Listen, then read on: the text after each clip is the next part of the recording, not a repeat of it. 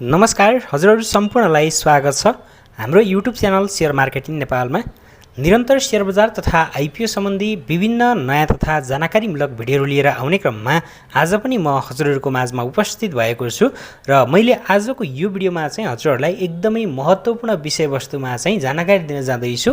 तपाईँ हामीमध्ये धेरैजनाले सेयर बजारमा लगानी गरिन्छ र दोस्रो बजारमा पनि पक्कै पनि कारोबार गरिरहनु भएको छ होला, अथवा दोस्रो बजारमा तपाईँहरू एक्टिभ हुनुहुन्न भने पनि कमसेकम आइपिओ भर्नुहुन्छ र भरेको आइपिओ चाहिँ कुनै कुनै आइपिओ राख्नुहुन्छ भने कुनै कुनै आइपिओ चाहिँ तपाईँहरूले बेच्ने गर्नुभएको छ होला। र त्यसरी बेच्नको लागि चाहिँ हामीलाई एकदमै चाहिने महत्त्वपूर्ण कुरा भनेको के हो? टिएमएस अर्थात् ट्रेड म्यानेजमेन्ट सिस्टम। यो प्रत्येक ब्रोकरहरूको आफ्नो छुट्टा छुट्टै कोड छ नि, जस्तो कि हामीले broker number 42, broker number 58, broker number 45, त्यसै गरी ब्रोकर नम्बर 10 यस्तो छुट्टा छुट्टै दिइएको छ। अबदेखि चाहिँ यसमा पनि ब्रोकरहरूले आफै नै टिएमएस चाहिँ सञ्चालन गर्न पाउने भएका छन् र त्यसबापत उनीहरूले हामी लगानीकर्ताहरूबाट पैसा पनि उठाउन चाहिँ पाउने भएका छन्। यस विषयमा चाहिँ म आज हजुरहरूलाई सम्पूर्ण जानकारी दिनेछु। के कति रकम चाहिँ उनीहरूले उठाउनेछन्, हैन, कसरी काम हुनेछ, कि अहिलेको टिएमएसले काम नगरेको अवस्था हो कि के छ भन्ने विषयमा चाहिँ सम्पूर्ण जानकारी पाउनुहुनेछ र त्यसको विनियमावलीमा के लेखिएको छ भन्ने कुरा पनि म हजुरहरूलाई चाहिँ सबै पढेर सुनाउनेछु।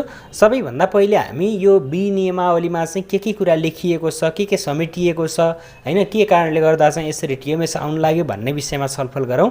त्यस पछाडि हामी के कति रकम काट्छ, कि अहिलेको अवस्थामा यसरी लगानीकर्ताबाट पैसा असुल्नु ठिक हो या होइन लगायतका विषयवस्तुमा पनि हामीले छलफल गरौँला।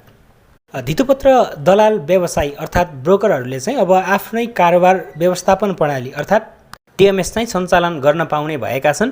नेपाल स्टक एक्सचेन्ज नेप्सेको सञ्चालक समितिको बैठकले धितोपत्र कारोबार सञ्चालन विनियमावली 2075 को तेस्रो संशोधन स्वीकृत गरेसँगै ब्रोकरले आफ्नो छुट्टै टिएमएस सञ्चालन गर्न पाउने भएका हुन्। नेप्से स्रोतका अनुसार चाहिँ सोमबार बसेको सञ्चालक समितिको बैठकले उक्त विनियमावली स्वीकृत गरेको हो। विनियमावली नेप्से सञ्चालक समितिबाट पारित भइसकेको छ र अबको केही दिनमा नै सार्वजनिक सूचना निकालेर कार्यान्वयनमा लगिनेछ। स्रोतले भनेको छ भने ब्रोकरहरूले गत साउन 1 गतेदेखि नै आफ्नै टिएमएस सञ्चालनमा ल्याउने भने पनि नेपाल धितोपत्र बोर्ड र नेप्सेबाट विनियमावली स्वीकृत नहुँदा सञ्चालनमा ल्याउन चाहिँ पाएका थिएनन्।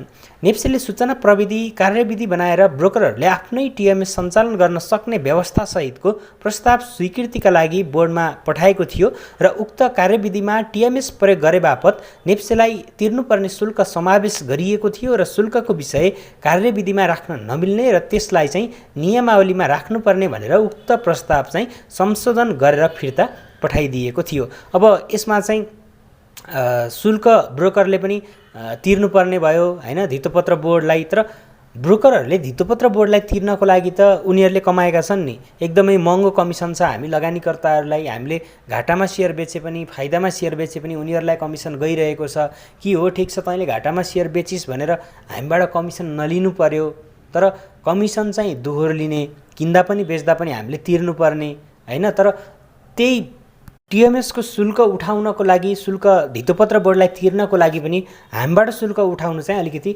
जायज हो जस्तो लाग्दैन। यस विषयमा हामी केही पछि छलफल गर्नेछौँ अझ विस्तृतमा।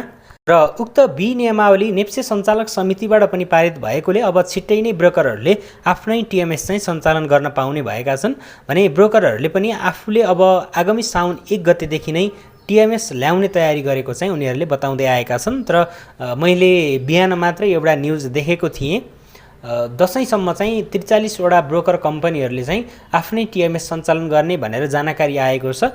अब त्यो कतिसम्म सत्य हो या होइन, त्यति बेलासम्म ल्याउँछन् या ल्याउँदैनन्, त्यो हामीले हेर्न बाँकी नै रहेको छ। र संशोधित विनियमावलीमा के छ भन्ने कुरातर्फ पनि अब हामी लागौँ। विनियमावली अनुसार चाहिँ ब्रोकरले आफ्नै टिएमएस सञ्चालनमा ल्याउने, भेन्डर मार्फत टिएमएस व्यवस्थापन गर्ने र नेप्सेको नै टिएमएस चलाउन पाउने 3 वटा व्यवस्था चाहिँ रहेको नेप्से स्रोतले बताएको छ। जस्तो कि उनीहरूको लागि चाहिँ 3 वटा अप्सन बाँकी रहे, जसमा आफ्नै टिएमएस सञ्चालनमा ल्याउने एउटा अप्सन भयो, दोस्रो भनेको भेन्डर मार्फत टिएमएस व्यवस्थापन गर्ने भने, तेस्रो चाहिँ नेप्सेको नै टिएमएस चाहिँ चलाउन पाउने तीनवटा व्यवस्था चाहिँ रहेको स्रोतले बतायो।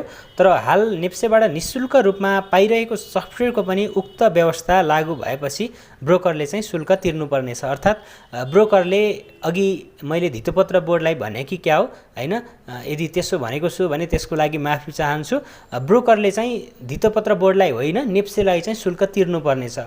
नेप्सेको अहिलेसम्म फ्रीमा चलाउन पाएको व्यवस्था पनि त्यसपछि चाहिँ उनीहरूले नेप्सेलाई चाहिँ शुल्क तिर्नुपर्नेछ टिएमएस चलाए बापत कसले, ब्रोकरहरूले। र अब ब्रोकरहरूले यदि नेप्सेलाई शुल्क तिर्न नसक्ने हो भने हैन, त्यत्रो दोहोरो कमिसन केसको लागि त, त्यति महँगो कमिसन केसको लागि?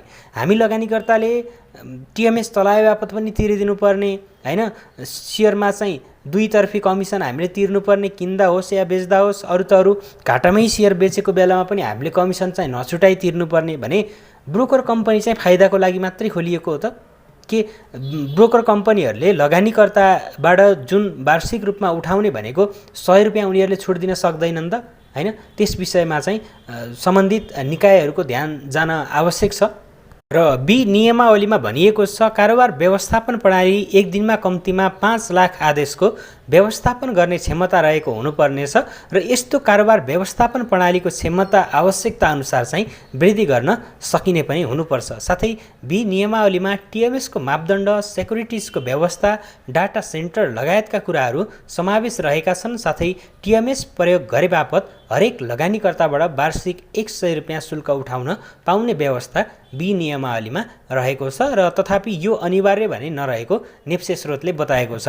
अब यहाँनिर अलिकति जोगिन खोजेको जस्तो देखिन्छ नेप्से स्रोत, किनकि वार्षिक रूपमा लगानीकर्ताबाट 100 रुपियाँ शुल्क उठाउन पाउने व्यवस्था बी नियमावलीमा छ भनेको छ र त्यसपछि अनि यो अनिवार्य भन्ने नरहेको भनेर पनि जनाएको छ। यदि ब्रोकर कम्पनीहरूले 100 रुपियाँ उठाउन पाउने व्यवस्था छ भनेपछि उनीहरूले कसैलाई पनि फ्रीमा दिन्छन् त सुविधा हैन? त्यो त बुझ्नु पर्यो नि हैन? ब्रोकरहरूले कसैलाई पनि दिँदैनन् फ्रीमा। यदि दिन्छन् भने केही समय देलान्, उनीहरूले केसको लागि दिन्छन् भने आफ्नो क्लाइन्ट तान्नको लागि दिन्छन् र पछाडि चाहिँ उनीहरूले चार्ज लिन्छन्।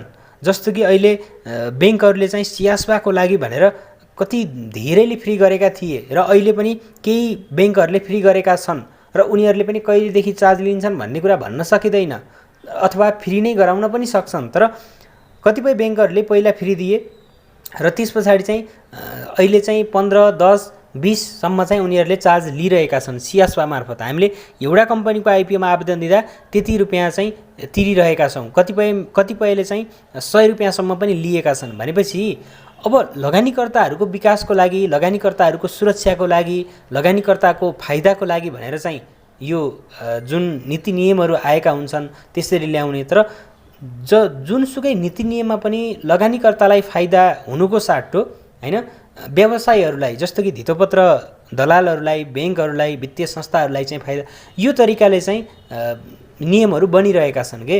अहिलेको टिएमएसमा समस्या थियो, टिएमएस चाहिँ अलिकति पुरानो पनि हो हैन, त्यसमा चाहिँ घरिघरि समस्या आउने गरेको पनि थियो, त्यसरी समस्या आउनु ठिक थिएन। तर ब्रोकरहरूले हामीबाट कमिसन लिन्छन् भने हामीलाई चाहिँ प्रत्येक वर्षको जुन एउटा 100 रुपियाँ शुल्क उठाउने भन्ने नियम छ त्यो चाहिँ एकदमै फ्री गरिनुपर्छ के हैन।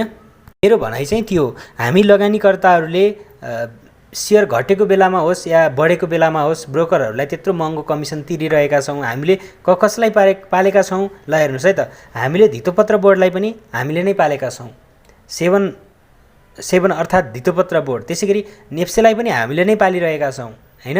त्यसै गरी धितोपत्र ब्रोकरहरूलाई पनि हामीले नै पालिरहेका छौँ। त्यसै गरी सरकारले पनि यहाँबाट मनज्ञ रूपमा आम्दानी गरिरहेको छ। त्यसै गरी हामीले क्यापिटलहरूलाई पनि पालिदिएका छौँ। त्यसै गरी हामीले ब्याङ्कहरूलाई पनि पालिदिएका छौँ। हामी लगानीकर्ताहरूको हकहितको लागि हैन कसले राम्रो काम गर्यो त हैन? नियामक निकायले नै गलत र लगानीकर्ताको हक हितमा चाहिँ नियमहरू ल्याउँदैनन् भने त्यसले कसलाई फाइदा हुन्छ त? यति सबैजनालाई हामीले पालेका छौँ, यति सबैजनाले हामी लगानीकर्ताहरूलाई लुटिरहेका छन्। तर यसमा न हामीलाई चाहिँ अहिले सरकारको समर्थन छ हैन, न नियामक निकायहरूको समर्थन छ।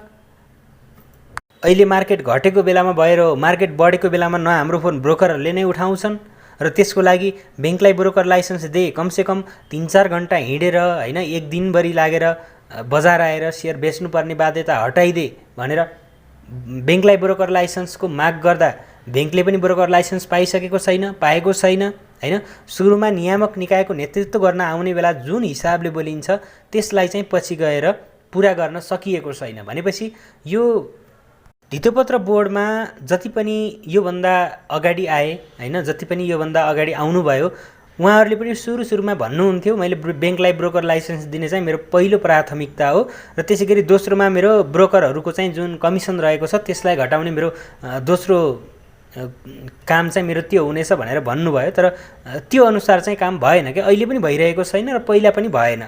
अब काम गर्नबाट रोकेको कसले छ त भनेर हामीले बुझ्नुपर्ने अवस्था छ। हामी साना लगानीकर्ताहरूले लगानीकर्ताका नेताहरू जति पनि नेताहरू भनिएका छन्, लगानीकर्ताका सङ्घ भनेर खुलाइएको छ नि, तिनीहरूबाट पनि हामीले राम्रो साथ र सपोर्ट चाहिँ पाइरहेका छैनौँ कि हाम्रो लागि तिनीहरूले कहिल्यै पनि बोलिदिएका छैनन् र बोल्ने पनि छैनन्।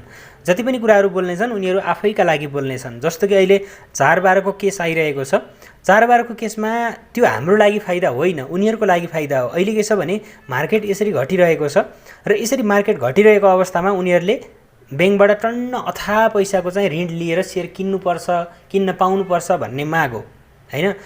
1 वर्ष अगाडिदेखि आएको कुरा अहिले आएर यति धेरै विवाद बन्नुपर्ने अरू कुनै कारण थिएन हैन।